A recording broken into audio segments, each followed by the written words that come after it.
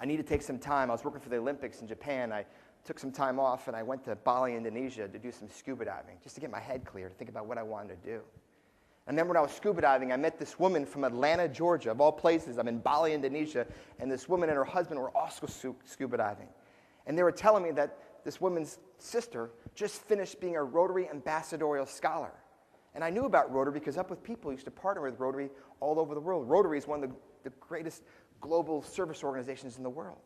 And she was telling me that this Rotary has a scholarship called the Rotary Ambassadorial Scholarship. And Tommy, with your experiences traveling all over the world Up With People and your experience working with the Olympics in Japan, you'd be a great ambassador of Rotary.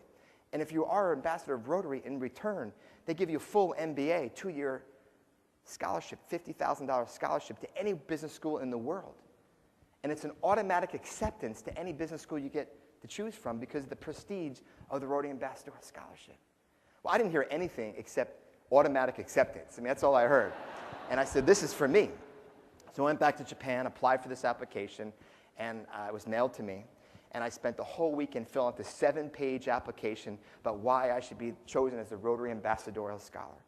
And I could barely read the application, let alone fill it out. And I just poured my entire heart about why I wanted to become the scholar. I talked about my experiences traveling all over the world with Up With People.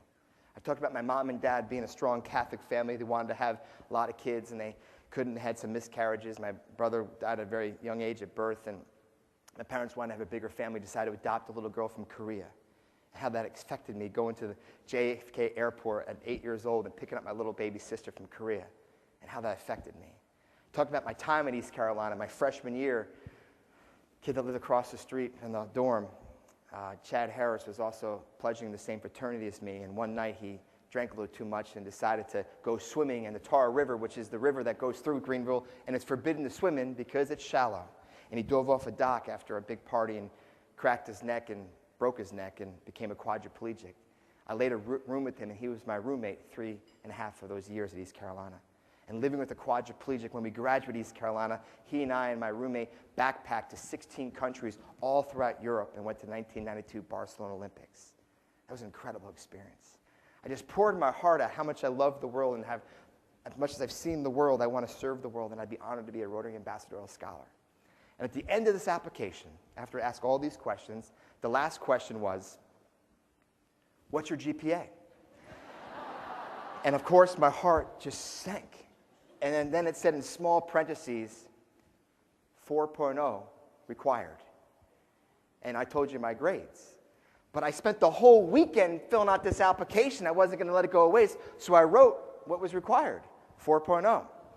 And then I put a little asterisk next to the 4.0. And on the back of the application, in very, very small handwriting, I wrote, Dear Sir, Ma'am of the Rotary Ambassadorial Scholarship Committee, if you took my high school GPA and you added it to my college GPA, I had a 4.0. I mailed it in. Being an entrepreneur, sometimes you got to be creative. I didn't think that they would actually take my application seriously, but about 8 weeks later, I got a letter from the president of Rotary International. And the letter said that out of 800 of the top college graduates in the country, that I was one of 10 finalists to interview for this Rotary Ambassadorial Scholarship. And they wanted me to report next month to New York to interview with the other 9 candidates. And I remember calling my dad up and saying, Dad, they're going to find out my transcript, and I didn't have a 4.0, and I don't have any money because I spent all my money on these damn law school applications. I can't afford a plane ticket. I remember my dad lending me $1,000 and said, son, you're going to fly to New York. And you're going to look that committee in the eye, and you're going to tell them who you are. And you're not going to let grades define who you are. So I did that. I borrowed $1,000. I flew home, rented a car, drove upstate New York, a little town called Peekskill, New York, a little Italian restaurant off of I-95, and went into the restaurant. There's about 10 very distinguished Rotarians there, all in coat and ties, shaking our hands. And there was other 9 candidates from Harvard and Yale and Princeton and MIT and all these, famous schools. And my name badge said Tommy Spaulding, East Carolina University. And the Rotarians told the 10 candidates to wait in the bar area. And they were going to call us one by one to the banquet room and interview us for about a half an hour. My last name was Spaulding, so I did the math in alphabetical order. I had about a 3.5-hour wait before my name was called. And I was nervous, real nervous. When I get nervous, I talk. So I started talking to these other people from Harvard, Yale, Princeton. And this was the most stuck-up group of people I've ever met. No one was talking. They were like spread out all different parts of the bar area, just studying their notes, getting ready for the interview. This was a $50,000 scholarship. This was a very, intimidating audience. Well, if I'm at a bar and I got to wait 3.5 hours, and I'm a graduate of East Carolina University, what do? You go up to the bar and you get a drink, right? So I went to the bar and got a Diet Coke. A terrible audience there, Diet Coke. And I started talking to the bartender. It was the middle of the day. There was no one at the bar except me and the bartender. Turns out this bartender was the 4th generation owner of this establishment. And I just started asking him questions just to kill time. And before you know it, this guy gives me his whole entire life story. I met his wife, his kid, the 5th generation that was 6 or 7 years old running behind the bar. And this story of this Italian immigrant coming over. And the family story, he had yearbooks and photo albums, and he was telling me the whole history of his grandmother's sauce, and it was an incredible story. And I just asked him, tell me about yourself. 3.5 hours went like this. My name got called, I went into the interview, and I got grilled with questions. And I could tell that there was a few people on the committee that really were impressed and excited to hear my story. And then there was a few people on the committee that really didn't appreciate my 2 + 2 is 4 humor. Because they did finally get my transcript from East Carolina and saw that I had a 2.0. But I did my best to talk about all the great leaders out there that may have had dyslexia or ADD or ADHD. I mean, heck, I have it all. I talked about all the people that changed the world, one person at a time, that didn't have great grades. And I did my best to convince that committee that I was the one that they should choose to be the ambassadorial scholar. And the story goes, at the end of the day, they took a vote, and 5 people on the committee were very impressed with this woman that graduated magna cum laude from Harvard University. She wanted to go to school at the University of Cape Town in South Africa, and after she got an MBA as a Rotary Ambassadorial Scholar, she wanted to raise $6 or $7 million of venture capital funds and open up small AIDS clinics throughout South Africa. I mean, how do you beat that? And then 5 people on the committee really saw the heart and passion for Tommy Spaulding. So 5 people voted for Harvard, 5 people voted for Spaulding. They went back and forth debating who should win this award. And the chairman finally said, we can only give one scholarship, one last vote. Someone's got to change your vote. 5 for Spaulding, 5 for Harvard.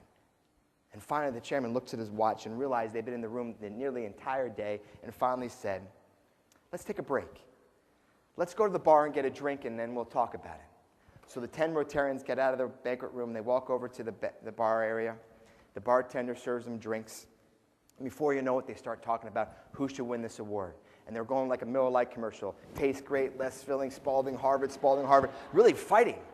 And the chairperson told me the story about a year after, and it's chapter 2 in my book. The chairperson finally looks around the bar and says, hey guys, we've been here almost 8 hours. We're all tired. Just someone change your vote. Who for Spaulding? 5 people raised their hands. Who for Harvard?